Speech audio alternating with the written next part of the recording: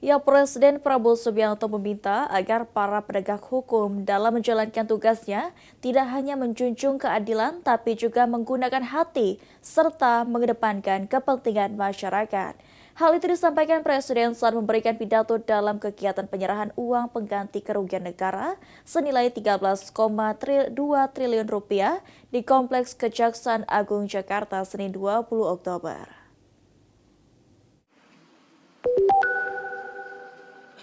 Presiden Prabowo Subianto meminta agar para penegak hukum dalam menjalankan tugasnya tak hanya menjunjung keadilan, namun juga menggunakan hati. Hal itu disampaikan Presiden saat menyampaikan pidato usai menyaksikan penyerahan uang pengganti kerugian negara yang mencapai lebih dari 13,2 triliun rupiah dalam perkara tindak pidana korupsi CPO di Komplek Kejagung, Jakarta, Senin 20 Oktober. Ia menekankan bahwa penegak hukum tak boleh tumpul ke atas dan tajam ke bawah. Presiden meyakini praktik yang menyiksa masyarakat, utamanya rakyat kecil dalam penegakan hukum, tak akan terjadi lagi.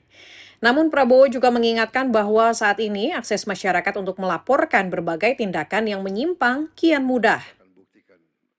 Tapi ingat, rakyat kita ini sekarang pandai dan sekarang ada teknologi. Kalau ada apa-apa, mereka punya gadget.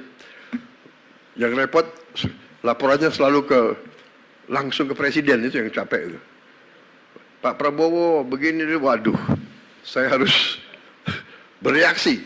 Karena itu rakyat kita. Rakyat saya harus membela mereka. Saudara-saudara harus bantu saya.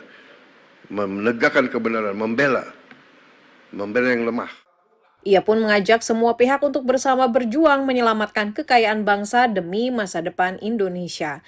Dari Jakarta, Arya Sindiara, Suci Nurhaliza, Kantor Berita Antara, mewartakan.